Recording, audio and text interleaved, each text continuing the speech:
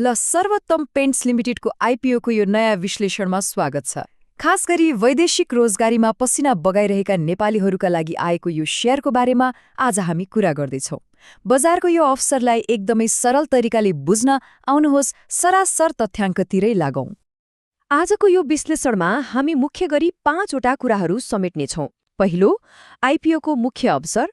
दोस्रो, शेयर बाँडफाँड र लगानीको सीमा। तेस्रो, आवेदन दिने महत्त्वपूर्ण मितिहरू। चौथो, अनलाइन आवेदन प्रक्रिया र अन्त्यमा कम्पनीको रेटिङ र यसमा लुकेको जोखिम। अब लागौं पहिलो खण्डतिर, आइपिओ निष्कासनको मुख्य अवसर। आखिर यो अवसर विशेष गरी कसको लागि ल्याइएको हो त? खासमा भन्नुपर्दा यो आइपिओ जो कोही सर्वसाधारणको लागि होइन है।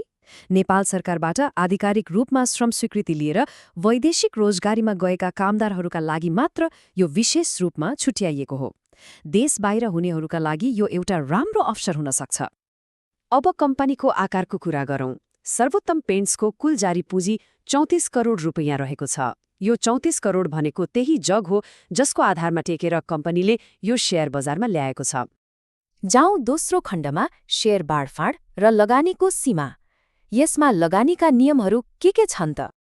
अघि हामीले 34 करोडको कुरा गर्यौं नि, हो त्यो कुल पुँजीमध्ये 8 करोड 50 लाख रुपैयाँ बराबरको आइपिओ ल्याउने अनुमति कम्पनीले पाएको छ।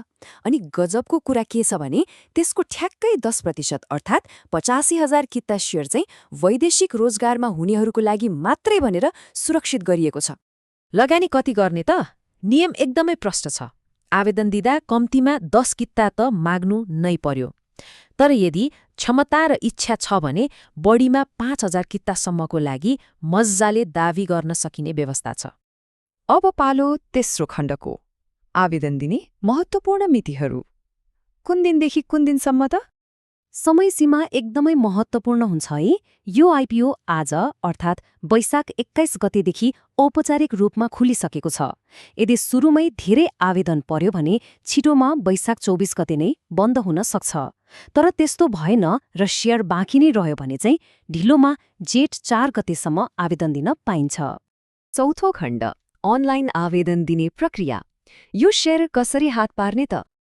आवेदन दिनु अघि यो थाहा पाइराखौँ, यो सम्पूर्ण निष्कासन तथा बिक्रीको व्यवस्थापन गर्ने जिम्मा ग्लोबल आइएमई क्यापिटल लिमिटेडले पाएको छ। आधिकारिक म्यानेजर नै यही हो। प्रक्रिया एकदमै सजिलो र पूर्ण रूपमा डिजिटल छ। जम्मा 3 वटा कुरा गर्नुपर्छ। पहिलो, आसपास सदस्य भएको ब्याङ्कमा आफ्नो खाता हुनु पर्यो। दोस्रो, अनलाइन मेरो शेयर प्रणालीमा लगइन गर्ने। अनि तेस्रो, त्यही भित्र रहेको सिआसबा मार्फत आवेदन सबमिट गर्ने। एकदमै सिम्पल। र अन्त्यमा पाँचौं खण्ड, कम्पनीको रेटिङ र यसमा हुन सक्ने जोखिम। कम्पनीको वित्तीय स्वास्थ्य कस्तो छ त? कुनै पनि कम्पनीमा पैसा हाल्नु अघि त्यसको अवस्था हेर्नै पर्छ। केयर रेटिङ्स नेपालले यो कम्पनीलाई केयर एनपी BB- इस्युअर रेटिङ दिएको छ। यो रेटिङले कम्पनीको आर्थिक ऐना देखाउने काम गर्छ। अब यो BB- भनेको चाहिँ के हो त? सोझो अर्थमा भन्नुपर्दा यसले कम्पनीको आफ्नो ऋण वा वित्तीय दायित्व तिर्न सक्ने क्षमतामा मध्यम जोखिम छ भन्ने देखाउँछ। मतलब यो एकदमै सुरक्षित पनि छैन र साह्रै खतम जोखिमपूर्ण पनि होइन, ठिक्कको अवस्थामा छ। ल अब यो सम्पूर्ण विश्लेषणको अन्त्यमा एउटा गम्भीर प्रश्न उठ्छ। आधिकारिक रूपमै मध्यम जोखिम भनेर प्रमाणित भएको यो अवसरमा लगानी गर्नु दीर्घकालीन आर्थिक लक्ष्यहरूसँग कत्तिको मेल खान्छ त? प्रतिफल र जोखिमको यो तराजुलाई कसरी सन्तुलनमा राख्ने? यो पक्कै पनि सबैले सोच्नुपर्ने विषय हो।